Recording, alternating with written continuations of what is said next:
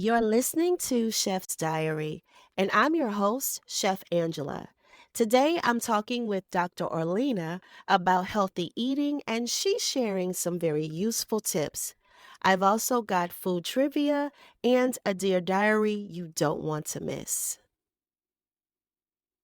Right, welcome to Food Trivia. So, I've got three questions for you. Number one, welcome to Flavor Town is the catchphrase of which Food Network host? Number two, horseradish was the first commercially packaged and sold food condiment by what Pittsburgh based company? And number three, according to the National Gardening Association, what is the most common food grown in home gardens? Also, a caprese salad ingredient. What do you think?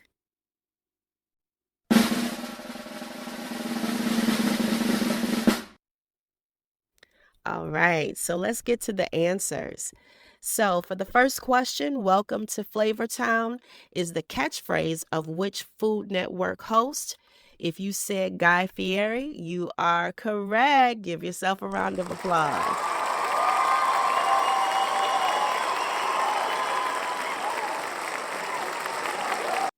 All right, so for the second question, and that was horseradish was the first commercially packaged and sold food condiment by what Pittsburgh's based company?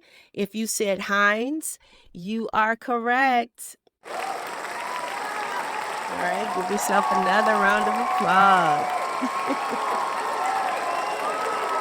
And finally, if you said tomatoes for this question, according to the National Gardening Association, what is the most common food grown in home gardens? And it is also a caprese salad ingredient. Yes, that answer is tomatoes. Did you say that? If you did, give yourself another round of applause. All right, everybody, that was food trivia for today. Thanks for playing.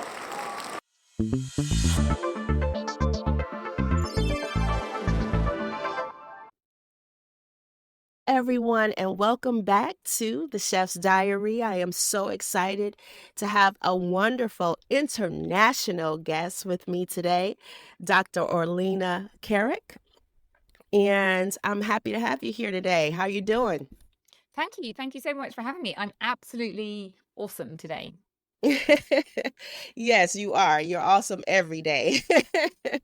So you had given me some information about yourself, and I know that you are a wellness motivating coach, so motivator coach, and you are famous for helping women transform their lives, feel fit, tone, and vibrant. I absolutely love that. I love that you are out there really helping women live their best life. How do you feel about that? Thank you. Do you know what? I absolutely love it. I feel I lead my best life. I always say I have a life of luxury, and I don't mean I have a Louis Vuitton handbag. I mean, I get to do the things that I want to do that really light me up. And then I also get to help other people do this to change their lives from dissatisfaction and overwhelm and frustration to, oh my goodness, I'm leading an amazing life that I love. And that amazing life also supports my health and wellness goals. And I think what more of an honor could I have as a job? That's awesome. Doing work you love, living in your purpose is, I think, the highest when it comes to living your best life. I don't think there's anything more rewarding to be able than to be able to do work that is really tied to your purpose. I think that's awesome because you're helping so many different people, but it also is satisfying you as well, right? It makes you feel good. So that's awesome. I'm glad that you're doing that. So tell me, where are you from? I want our listeners to know. Haha, I think you can tell from my accent. I'm actually I'm from the UK. So I trained as a doctor in the UK, and actually I did pediatrics in the UK. And then oh my goodness, nearly 13 years ago, we moved to Spain. So now I live in Spain, leading my dream life with my beautiful family. Awesome. Tell me, because I've never been to the UK and I've never been to Spain, what are some of the differences when it comes to food? Like, what are your food experiences in Spain versus what they were when you were in the UK? Oh, good question. Good question.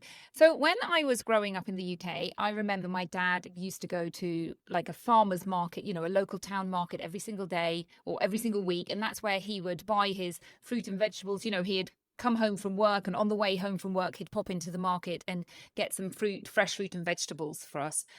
By the time I left the UK, all of those small shops, or most of those small shops, and most of the markets had really been taken over by supermarkets. And in the UK, we have big supermarkets that there's, two or three different big brands, but those are basically where people get their foods from. Now, obviously, you can get fruit and vegetables there, but often you're getting packaged foods as well, and you're very much at the beck and call of what that supermarket provides you. In contrast to Spain, where I live in a tiny little town in Spain, and we have a fruit and vegetable market every single day. There's a fish market, there's a meat market, and there's really a different focus on food. Now, I know it's partly political in that if there were markets in the UK, I suspect people would go to them. So people in Spain get their fruit and vegetables from markets. And there's actually been studies on this, in fact. So if you look at people in big cities where they don't have access to fruit and vegetables, their diet is not as good because they're not eating fruit and vegetables.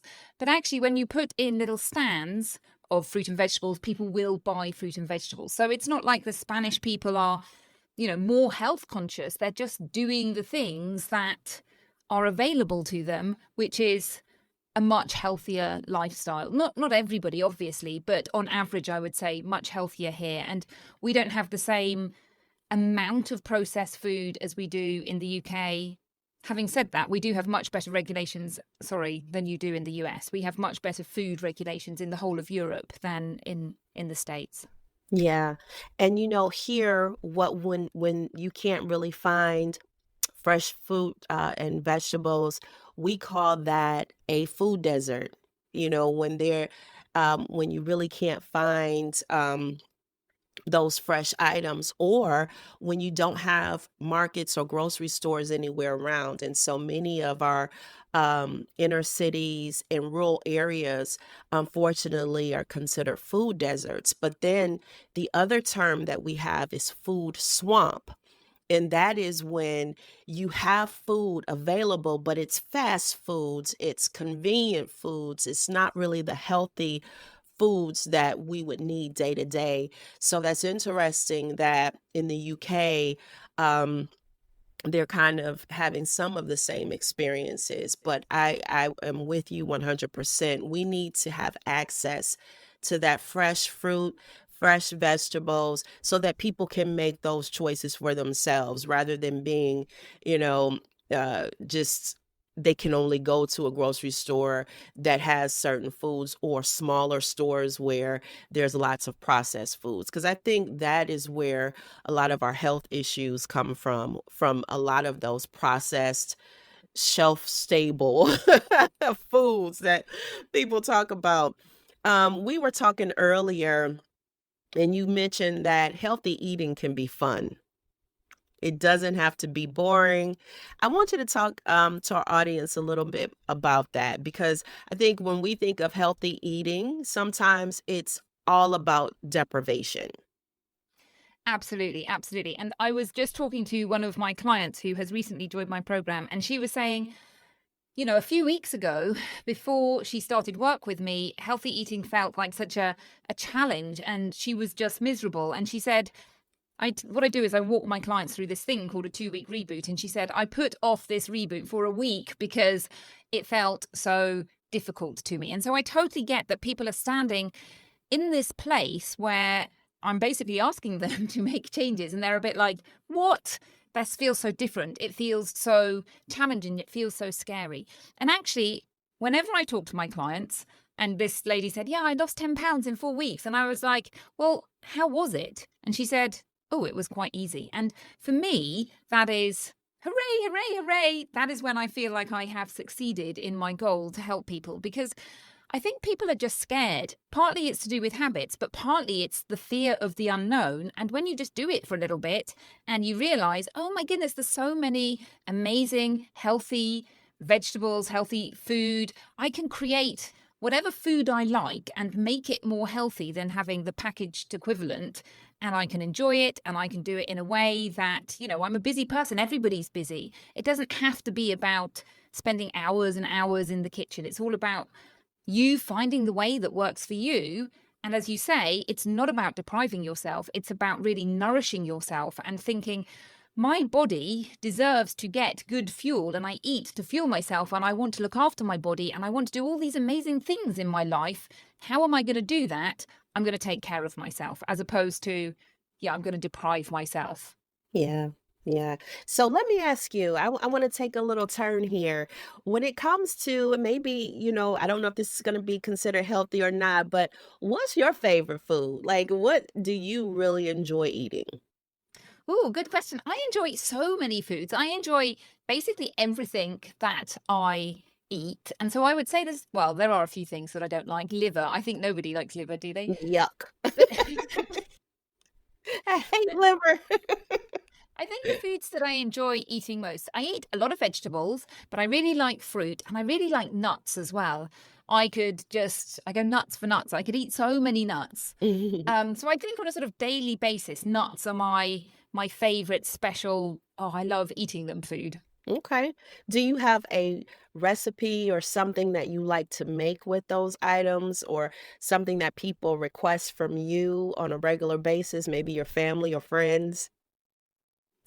Not so much nuts and not so much fruit, because I think those are relatively easy to eat by themselves. And I'm very much a person of, hey, you know what? If this works, why make it more elaborate unless you really want to? Just go with simple, eat fruit, because fruit is just easy and you don't have to do much for it. I think some recipes that I really like are involving lentils and legumes. And lentils and legumes are so healthy for you, so good for you. There was a study that basically said if you eat a portion of lentils and legumes every single day, you live longer. Now, who doesn't want to live longer? And also, I would add, Right. feel better whilst you're doing it. And I do feel that most people don't eat very many lentils and legumes, partly because they're just not in the habit of it. And again, that sort of fear of, oh my goodness, I'm not really sure how to eat them. Plus, on top of that, our biome does most of the digesting of lentils and legumes. And so if you don't eat them very often, you don't actually have the equipment to digest them. So a lot of people say, oh, it makes me feel really uncomfortable. I don't like doing that. I don't like eating them. And so then they don't eat them, as opposed to actually you sometimes just have to go through a transition phase. So some recipes that I really like, hummus is a really super easy that, all kids will eat as well. And something that is versatile. You can eat it for lunch, you can eat it for dinner, you can eat it as a Mhm. snack, and you can also eat it with vegetable sticks and things like that. And making your homemade hummus is super easy. You get a jar of chickpeas, you get some lemon juice, you get some olive oil, and a bit of water for the consistency that you like, and you whiz it all up. And if you're feeling like you wanted a bit of extra flavor, you could add some garlic. You can add different things such as paprika. You could add some turmeric. You can even make it different colors, by adding some peas or some beetroot if you wanted it pink. So it's hugely, hugely versatile and super delicious. I love hummus. I love hummus. And and I think I'm gonna have some of that today just in honor of our podcast. I think I'm gonna go ahead and make some. Today is my daughter's first day back to school. She's a 11th grader and she loves hummus. So I think I'm gonna make that a treat for her when she comes home from school. Perfect. What an amazing welcome treat, though.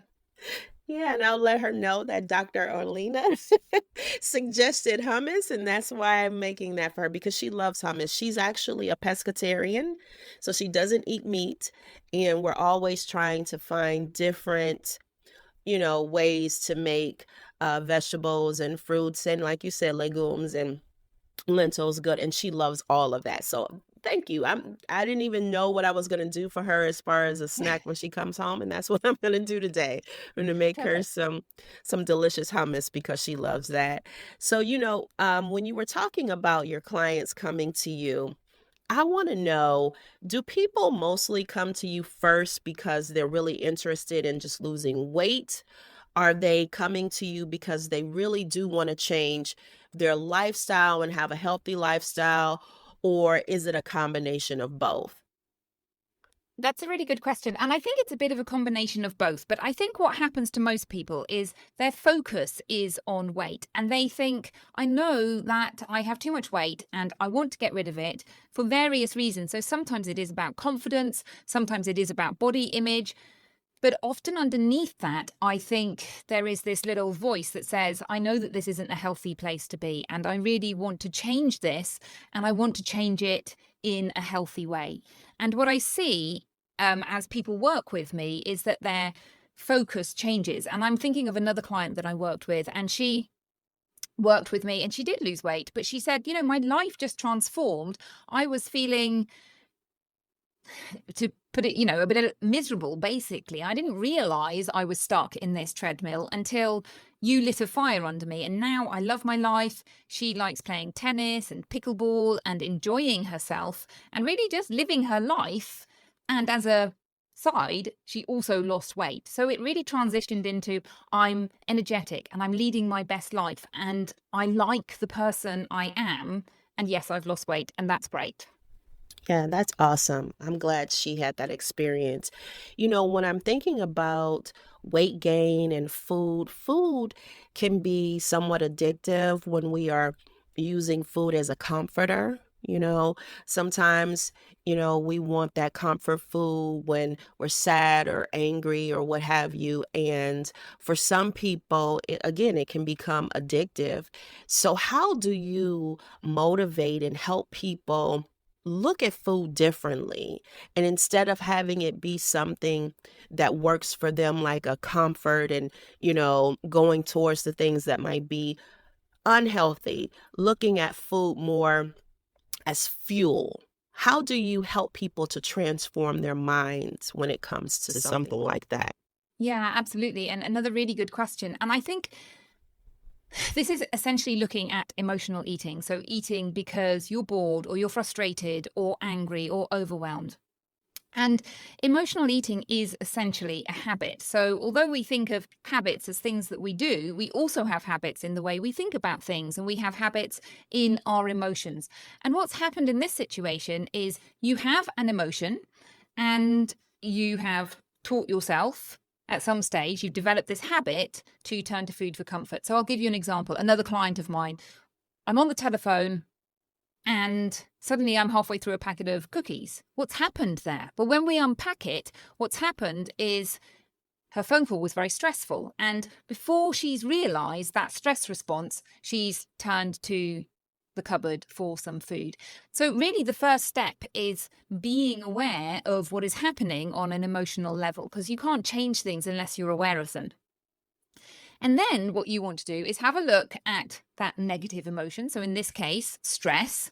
And you want to think about how you can reduce that stress in your life. Now, you can't reduce stress to zero, but you can definitely reduce it so you're not getting triggered every single, every half hour, depending on how often this is going on. You also want to look at the positive emotion. So, what am I getting from this? I'm getting calm, I'm getting comfort, I'm getting a sense of feeling looked after. And it's obviously different for everybody. And you want to increase that emotion in your life, but without turning to food for comfort. So, it's a bit of taking a step back and having a look at your life and seeing what things impact your life and why do you feel stressed and why do you feel overwhelmed? Why do you feel a lack of self-worth? And really going back to basics and having a think about some of these things and thinking about how you can change that. I Now, love that. and on a parallel level, you have to also work with the food. So that's the sort of theory of emotional eating. And then the reality is, yes, you do need to think about that, but the best way to do it is whilst you're changing your eating. So I work walk people through a 2-week reboot, which is essentially is eating healthily for 2 weeks. So no sugar, no what I call white refined carbohydrates, so any kind of flour, no packaged foods, just healthy, delicious foods. And the reason to do this is because if you're focusing on emotional eating, and say, for example, you turn to cookies for comfort and you say, okay, I'm just going to cut out the cookies, well, you'll probably end up turning to chocolate or something else. So if you do the two of them together, what actually happens is you do a 2-week reboot and you're excited to start losing the weight. You're excited to do things differently. And as you go through this process, you're going to see these things coming up. So you're going to see, for example, oh my goodness, at 3 o'clock in the afternoon, I find myself turning to chocolate. Okay, why do you turn to chocolate?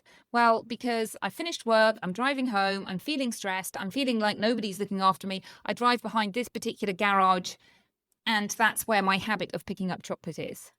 And Hmm. so you can unpack these things as you become aware of them. Wow. I know, you know what?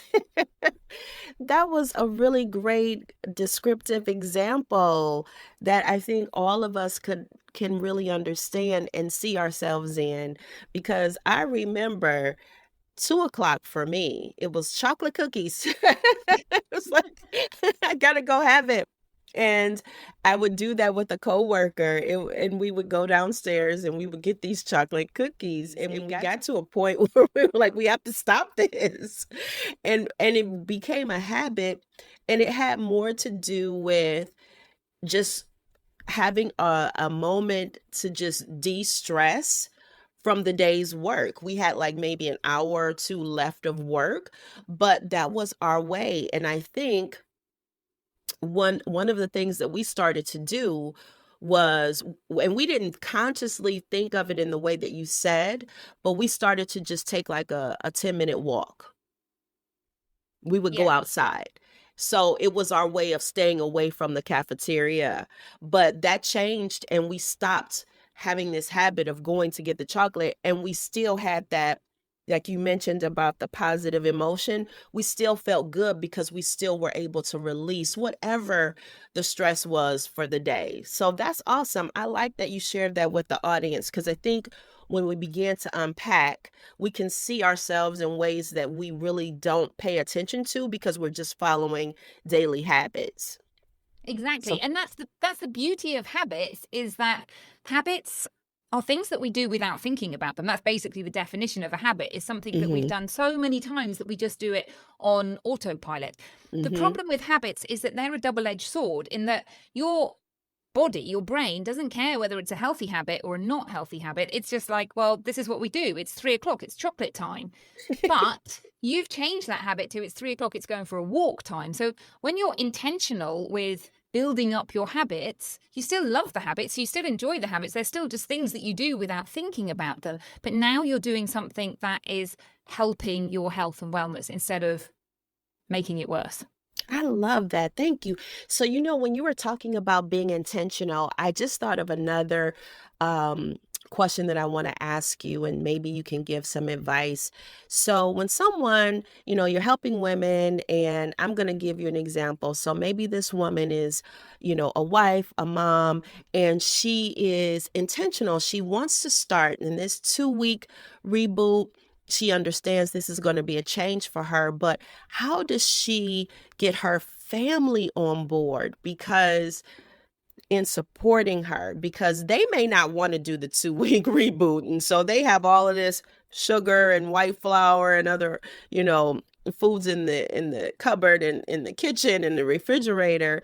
How do you help someone um get their family on board or find other supports so that they can stay steady on that 2-week reboot? Yeah, another really good question. And what I find happens is, for the women who their family is not on board to begin with, then obviously if they join my program, they have the support of somebody who is excited and enthusiastic, so they're motivated to do things. But what I do tell people is that this is the hardest bit of making changes, is what I call social eating. And that is being in a situation where the food that you want to give up is freely available to you, and you basically have to use your own You can call it discipline or internal limits to avoid eating that food. Now, if it's only happening once a month, it's not a big deal. But if it's happening every single day because it's people in your house, then it does become more challenging because you're constantly being faced with that challenge. But what I, coach people to do is to really look at the positives. So you're looking at your goal, where you want to get to, and understanding how you're going to get there. And you also, in that time, are working on your mindset so that you aren't feeling deprived about the food that they eat. So on a personal level, I have 4 children who love to eat bread, and they quite like eating chorizo. We live in Spain. I do eat meat, but not very much of it. And so they will often eat chorizo and I don't feel deprived. They will often eat bread and I don't feel deprived because I've got healthy, delicious food that I want to be putting in my body. And I actually don't like eating bread anymore, but that's partly because I've just gone on this journey of constantly focusing on the positive, basically, and thinking, oh, I really like this healthy food. Mhm. Another thing that I find with a lot of women that, have families who aren't on board to begin with is actually after a period of time, it depends obviously for different people, but I'm talking like 6 months, 9 months, is that people begin to see the change in their energy levels, in their body shape. And then they start to get a bit like, hey, I want that too. Particularly husbands. I'm not talking so much about children because I can talk about children and healthy eating, but it is a slightly more tricky area. Whereas partners often think, actually, I want some of this too. I want to have the energy. I want to feel healthy. Hey, what you're doing doesn't actually look that bad. I think I can cope with doing this. And so you start inspiring other people to make changes as well. And that's an amazing place to be. Yes, so what I'm taking from what you just said is there has to be support. So, and you offer that. So that's what's wonderful about having a wellness coach that motivates you because you have to have support somewhere. And that is awesome that you are there for your clients. The other thing that I heard is that it doesn't have to be an either or. It doesn't have to be bad food against good food. You can literally have healthy foods that taste good to you. You don't have to feel deprived. So even if there are other people who are around you at work, at home, who are making different choices, your choices aren't like bad or like you're missing out on something because you can find foods that taste just as good but are giving you the benefits that you are looking for.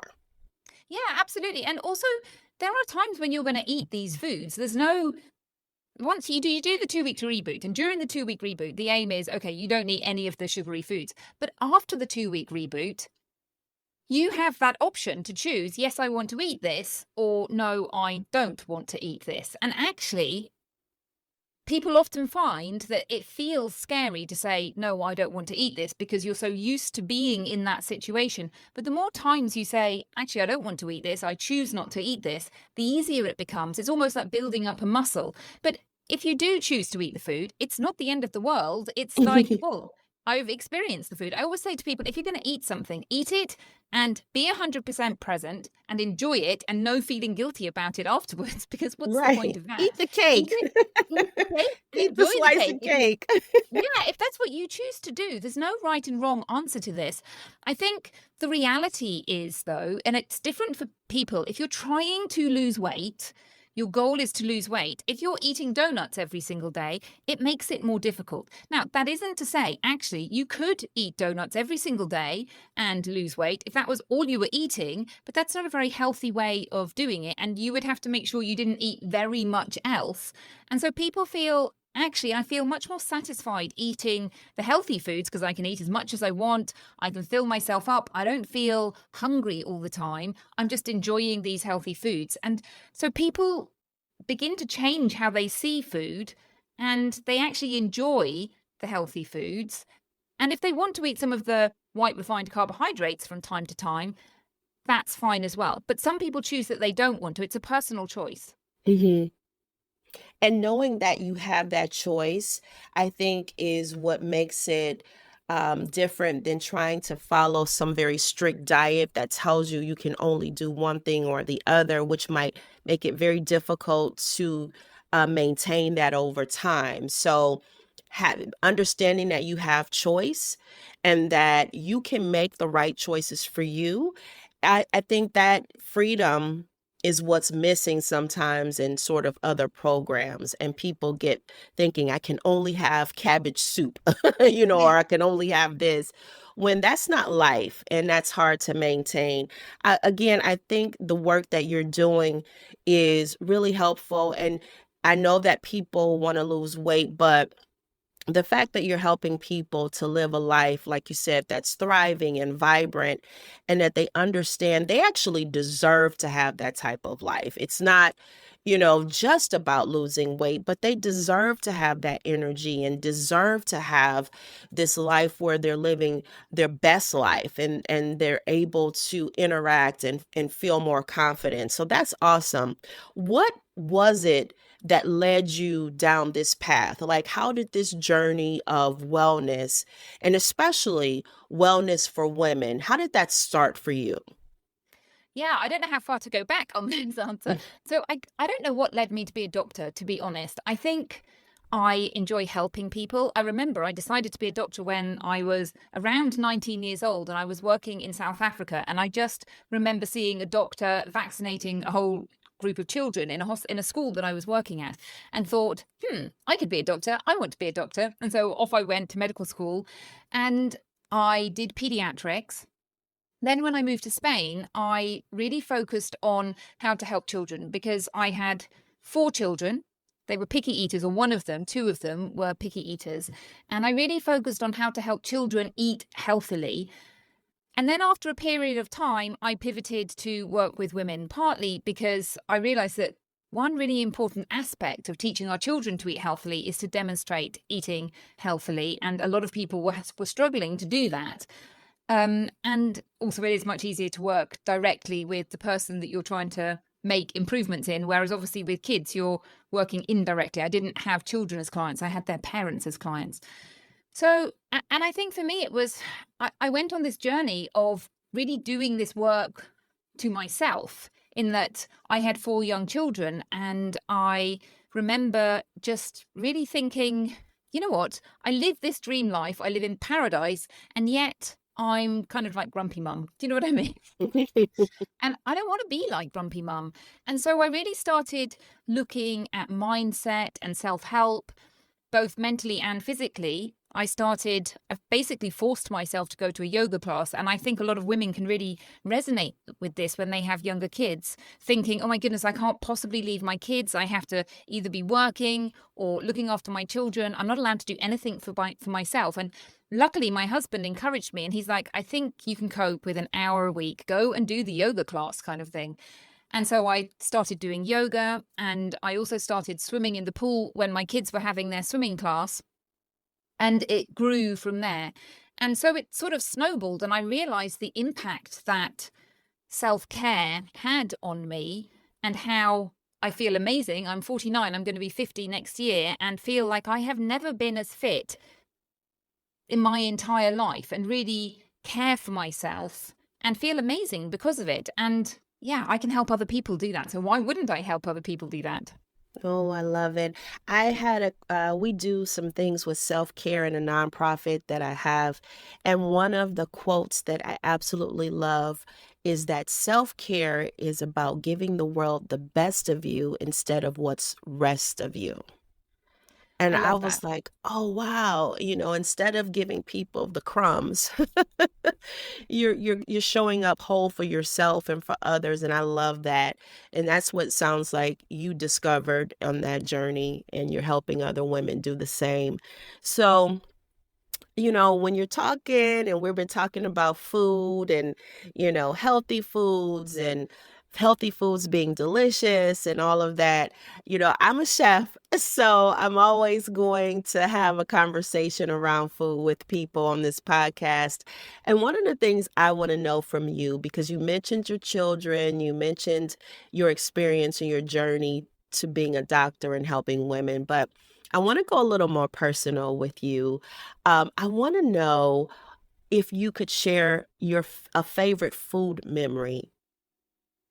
Oh, interestingly, I think a favorite food memory for me is when I was working in Australia. And this was, oh my goodness, such a long time ago. We're talking 2001, I think it was. And so I came from the UK, where like standard food in the UK is not very exotic, particularly back then. Like we have lots of Indian curry houses and often Chinese restaurants, which is amazing. But those were the two kinds of foods we had. And going to Australia, obviously because of their situation, geographically, they have so much more Eastern food. So Thai food and sushi was the one that I really discovered in Australia, like my first time I'd ever eaten sushi. And I love sushi. I still love sushi. I just can't get it so much here in Spain. Hmm. Okay, awesome. So, Australia, a very favorite food memory for you. Thank you for sharing that. And thank you so much for, again, the work that you're doing. Um, if someone wanted to work with you, do they have to be in Spain or can they work with you like virtually? Yeah, virtually. In fact, I don't think I have any clients in Spain. So Okay. anywhere. So my clients are either in America, so United States or Canada or Australia, or I do have some in Europe, but none in Spain. So the UK and some in within Europe. So Okay. anywhere, online, basically. Awesome. So, how would someone who wants to work with you get in touch with you? Oh, well, thank you for asking. So, my website is drorlena.com, but the best, if you're really wanting to work with me, the best thing is to book a call and chat to me. And in that call, I will get to know you and understand what is going on right now and think about, are you somebody that I can actually help? Because obviously, I can't help everybody in the world. And if we are both in agreement, and I think, yeah, you are somebody who fits the profile of the people that I work with, then I will tell you about my program and invite you to join. And then obviously you get a chance to ask questions. And if we're happy, that's when we start work together. Okay, great. So, audience, if you are interested in working with Dr. Orlena, you want to make sure that you book a call with her. And I believe you can do that via her website. I will make sure that I have all of her contact information on our Chef's Diary website. So, it'll make it very easy for you to contact her. And Dr. Orlena, thank you so much for joining me today on Chef's Diary. I enjoyed learning more about what you do and how you're helping others. And I hope that you enjoyed the conversation that we had today. I did. It was my absolute pleasure. Thank you so much for having me. Thank you.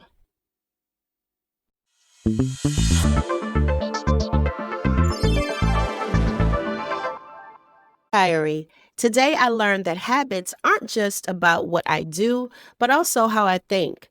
So, to keep a healthy mindset and develop more healthy habits, I'm going to be more intentional about my self care. Listen, I'm a chef who makes great food, but I also deserve to live a great life.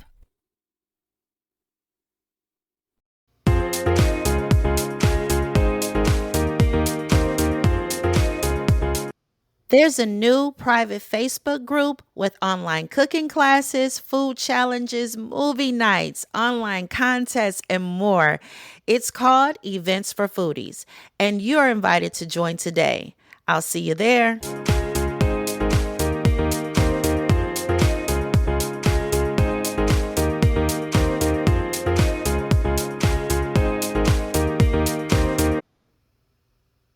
That's all for this episode. Thanks for listening to Chef's Diary.